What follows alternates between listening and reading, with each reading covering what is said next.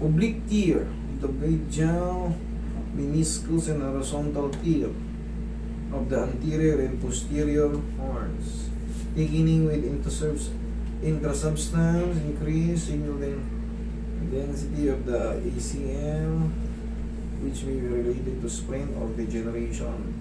Edema, fluid along the medial facial retinaculum, concerning for sprain, mild osteoarthritis. Okay, moderate joint effusion. A very large 7.7 by 3.9 by 2. ACM complex popliteal cyst. Okay. Ngayon, bossing, meron type of meniscus tear, kagaya nito, na pasok ka sa dalawa. Oblique tear, tsaka horizontal. Ano yung example niyan? Ito po. Ito po yung types of meniscus tear. Ayan. Oblique tear yan, ganito. Horizontal. Ito. Ayan, horizontal tear, ganyan. Tapos ito. Pero, ang maganda niyan, hindi pa siya talagang complete. May chance pang makarecover. Malaki pa ang chance pala makarecover. Ayan yung sample yan, oblique tear, ganyan. Oh. Punit siya, tapos yan, horizontal. Degeneration, nagbabago na yung itsura niya. Maaring na-injury ka na before, na-sprain ka before.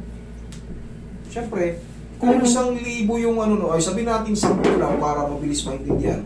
10 piraso yung hibla ng ano mo. Ay, nag-i-explain ako dito, hindi ko kilala yung nag-i-email na. Ay,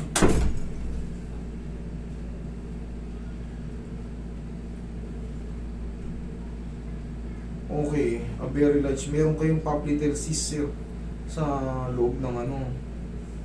Yan, isa rin yan sa makakasagabal, yung cyst sa loob. Pero huwag yung didiinan pag nararamdaman nyo ng bumubukol siya. Kasi may irritate yun. Ngayon, ang pinaka nagiging problema rito talaga, yung punit, yung horizontal tear, tsaka yung oblique tear. Pero syempre, hindi yan basta-basta mapupunit. Hindi yan basta-basta mapunit nang walang malakas na impact. Kaya, nag-basketball ka, para kang na-twist. Yan, pupunit yan. Okay? Ganun na nga lang yan. Opo. Pero nakaka-recover. Ang maganda dyan, makaka-recover pa rin yan. Kailangan lang naman, siyempre, ang very common kasing oblique, pag ganyan, no? Oblique position. Sa ano naman, napunit siyang parang pa-twist ng pag ganun. Ikaw, parang mag-ganon. Ganun. Oo. Yan, yan, oblique. Ganun din nangyayari sa tuhod mo.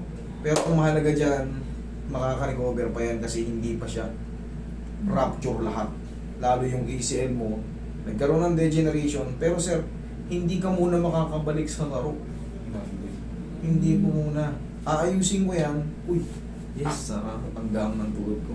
Pero, hindi mo pwedeng italon-talon kasi yung mga napunit, gaya nga nasabi ko, 10 yung, sabi natin, granting na 10 yung mga nerves dyan o yung mga hibla, napunit mo yung 5. Napunit mo yung 5. Siyempre, hindi gano'n pang malakas yan. Makaka-recover siya, it takes a few months. Tapos, siyempre, rehabilitation para kang bike-bike lang muna kasi baka lumiit din yung mga muscle mo. Pagka hindi mo kasi mapuwersa. Sa trabaho ko, pag medyo matagal akong nakatayo, parang tumitigas siya dito. Mahirap. Meron po siyang ano yung popliteal cyst. Isa yun parang ano kasi ang ang mga meniscus kasi nasan ba ang posisyon ng meniscus? Nandito sa sahig. Nandito sa sahig. Pag may nararamdaman kang parang may naiipit dito sa parang may umahapit diyan sa iyo. Baka yun yung bunga ng yung cyst kasi yung form ng cyst. Alam mo na may tsura ng cyst bumubukol siya Siyempre nagkakaroon ng hatakan yun.